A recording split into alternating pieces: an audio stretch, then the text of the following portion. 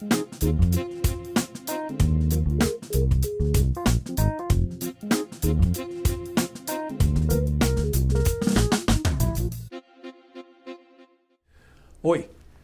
hoje eu tenho o prazer de receber aqui a professora e doutora Nanceli Ruminique Vieira. Ela é uma experiente fotógrafa e vai nos dar o prazer e a oportunidade de aprender muita coisa sobre fotografia nessa conversa com ela.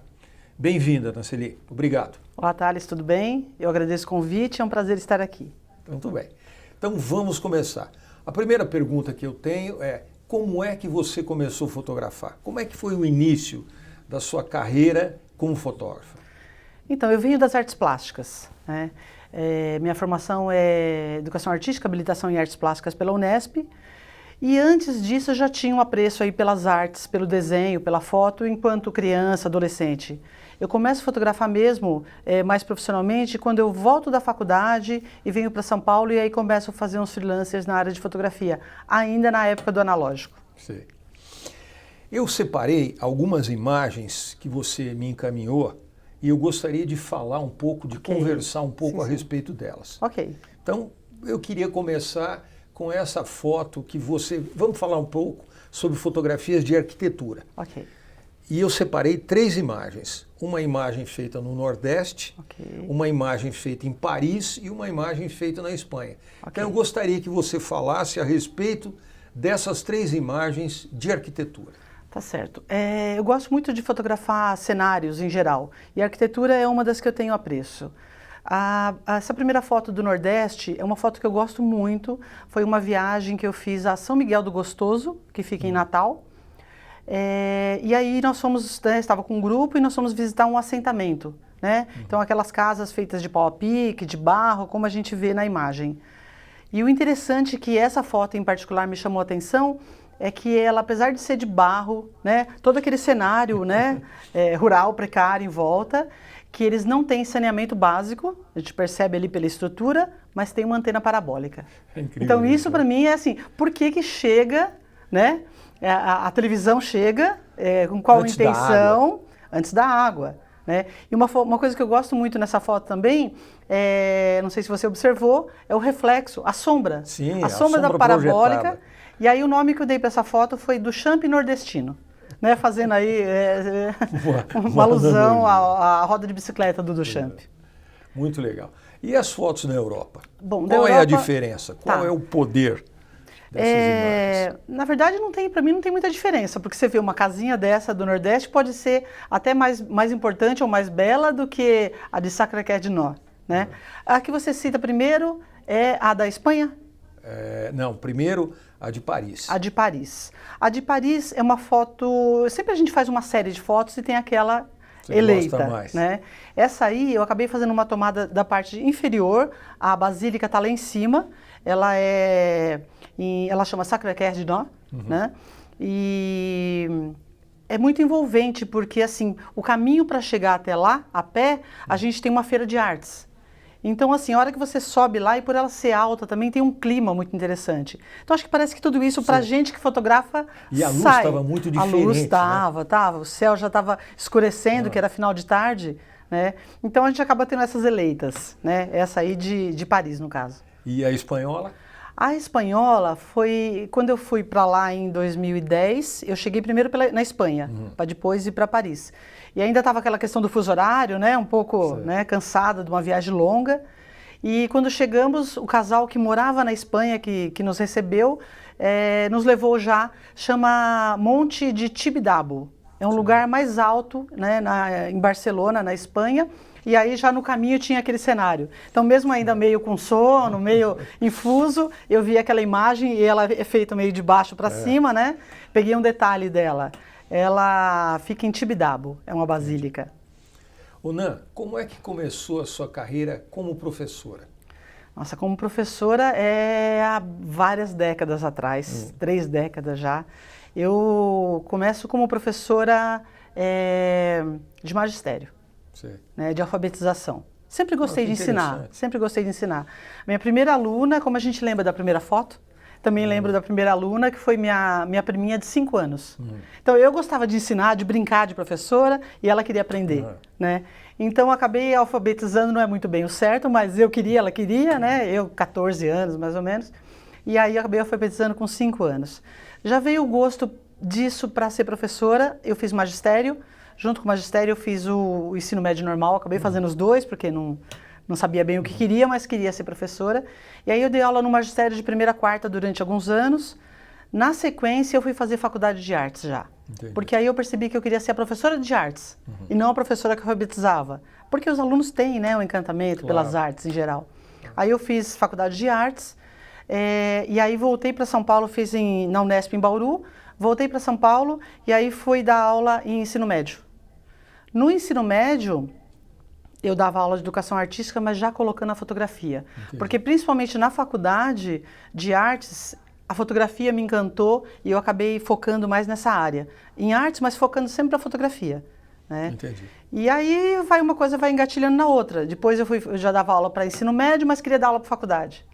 Aí fui fazer mestrado e doutorado e sempre focando em fotografia. Eu separei 3 imagens de você como professora, você Certo. trabalhando. Legal. Tem nossos alunos aqui no Mackenzie, tem uma imagem muito interessante de você numa mesa, no computador, discutindo. Certo. E os alunos em atividade. É gostoso, porque assim, eu gosto também, além de fazer saídas fotográficas. Então, vira e mexe, a gente sai da sala de aula e vai aqui para o campus, né, ou traz algum convidado para os alunos fotografarem. Então, acho que tem que ter movimento nessa aula de fotografia. Sim. Fazer uma coisa com movimento e eles adoram, né? Essa aula do computador foi numa semana pedagógica. A gente fez uma oficina em que professores vinham fazer o curso. Sim. Então, esse é um professor, se não me engano, da faculdade de ciência, não é da nossa área, né? E foi muito interessante, porque as pessoas viram crianças, né? Todo mundo, nós viramos. Quando a gente aprende uma coisa nova, a gente fica encantado. E a foto encanta, né? Não tem como. Fotografia chama muito atenção, a memória, né? Ela tem a ver com a nossa memória, né? Nan, agora uma coisa mais difícil de você responder. Como é que foi, ou do que é que você falou, o que é que você estudou no seu mestrado e no doutorado, quando você fala de complexidade? Então, tanto o meu mestrado quanto o meu doutorado, eles foram na área de educação, mas focando em fotografia. E quando eu fui fazer o mestrado, eu acabei entrando nessa linha do pensamento complexo, que era a linha de pesquisa da faculdade, né, que eu fiz. Primeiro foi um estranhamento, porque o pensamento complexo não é fácil de estudar, de você, apesar de simples, é complexo, né? A palavra já diz. Mas eu acabei vendo uma relação do pensamento complexo com a fotografia, né? O pensamento complexo, um dos pensadores que trata desse assunto é o Edgar Morin, é um sociólogo francês. É muito importante. Hoje já com 90 e poucos anos, né? Vai estar no Brasil agora fazendo uma palestra no Sesc. E ele fala da ligação dos saberes, né? Que os saberes eles estão muito fragmentados e que a gente precisa religar esses saberes, né? Ele fala da educação, um dos motes aí do Morin, ele fala da educação e ele fala que essa educação, ela precisa ser revista. Porque se for pensar, hoje em dia a gente ainda tem um modelo de sala de aula tradicional, de quantos séculos atrás? Né? Então ele fala muito isso, que as coisas estão quebradas, que existe uma teia que precisa entrelaçar esses saberes, trabalhar a transdisciplinaridade. Entendo. Então, é mais ou menos por aí. Então, tanto o mestrado como o doutorado ambos foram feitos foram mesmo nessa linha. E aí eu tentei entrelaçar e acabou dando um resultado legal, que meu referencial teórico era o Boris Kosoy, né? E aí, por outro lado, Edgar Morin. E a gente acabou descobrindo algumas coisas que até o próprio Boris Kosoy achou interessante, que ele não conhecia muito bem, e a gente veio a conversar sobre isso, do entrelaçamento da fotografia e desse pensamento complexo. Interessante. E ele fez graduação em arquitetura no Mackenzie? Fez, ele é mackenzista. Sim, sim. Nan, como é que foi para você a passagem do analógico para o digital? Que tipo de problemas, que tipo de apreensões isso gerou em você e nos colegas? Então, não foi uma transição fácil, né? Porque primeiro os fotógrafos já tinham todo o equipamento analógico e os digitais eram muito caros. E a partir do momento também que vem o digital, vem a banalização da fotografia, né? Que todo mundo fotografa. Né? Todos somos fotógrafos. Todos somos fotógrafos. Eu trouxe uma câmera, queria te mostrar. Quero ver. Que era uma câmera que eu já fazia trabalhos profissionais com analógico, e aí eu comecei a fazer com digital. Mas ainda não dava para comprar uma câmera super, né, digital. Elas nem existiam ainda, e quando existiam até era de grande formato e era muito caro. Né? Aí eu comprei essa aqui, que era uma câmera, o visor super pequeno, tá? Um visorzinho, os padrões de mas hoje. a foto já aparecia na hora, né? Então isso que era o interessante do digital. E aí comecei a fazer trabalhos já com a digital. Agora, uma das coisas mais interessantes é que o armazenamento dela era um disquete. É inacreditável. Mas era prático, porque eu podia, o que a gente não fazia com o filme, eu podia fazer a foto e entregar. O disquete para o cliente. Isso era barato, né? Então, assim, eu usei muito essa câmera. É uma e aí depois Mavica. É uma Mavica 1.2 megapixels. Imagine isso. Mas resolvia muito, então, né? a sua transição, a primeira câmera que você usou foi a Mavica. Foi. Aí depois sim, comecei a comprar as digitais, aí investi. E aí era totalmente um novo investimento, né? Toda vez começava de novo, né? Tudo de novo, porque era a câmera, era a lente, mas assim, não tinha como fugir, né? Eu acho que não tem como fugir dessas inovações. E aí fui me adaptando, comecei a fazer trabalhos, trabalhei em agências, né? Tive um estúdio, então fui me adaptando conforme as inovações iam aparecendo. Sim. Agora, o ritmo das inovações é um pouco menor, né? Claro que elas estão sempre melhorando, se sofisticando, mas o impacto é menor, né? Porque já veio, o grosso já veio, né? O principal já veio. Então, acho que agora é mais fácil. Mas, ao mesmo tempo, somos todos fotógrafos, não é? Como você disse. Então, assim, muita gente fotografando com celular. E não tenho nada contra, porque às vezes dá para você resolver fazer uma foto com celular, dependendo do que se pretende. Do que se pretende com ela. Nanceli, eu sei que você gosta de fotografar pessoas. Então, eu queria que você comentasse 4 imagens, 4 fotografias que eu selecionei. Primeiro é aquela foto da criança no Nordeste, que você fez um corte assim muito diferente, não é habitual, e ficou muito legal, porque você chega muito perto da criança. Depois tem algumas fotos que você fez na Espanha, dos pintores e da noiva. Então eu queria que você comentasse cada uma dessas imagens. Tá certo. A primeira imagem da criança foi em São Miguel do Gostoso, naquele assentamento de terras que a gente já mostrou uma foto. Estavam o pai e a mãe na porta de uma das casas, de uma outra casa. Aí eu faço primeiro uma tomada dos pais com a criança. E aí eu vi que tudo bem, né? Porque fotografar gente não é tão simples quanto a arquitetura. Então aí você está com a câmera, eu vejo que tudo bem, que eles estão aceitando, né? Serem fotografados. Aí eu me aproximo, faço uma foto da família. E aí quando eu me aproximo mais, eu vejo que eu estou aparecendo no reflexo dos olhos da criança. Aí quando eu me aproximo mais e faço um recorte. E aí nos olhos da criança a gente vê a cena. Essa cena, né, do cenário, do céu azul, a terra batida no chão.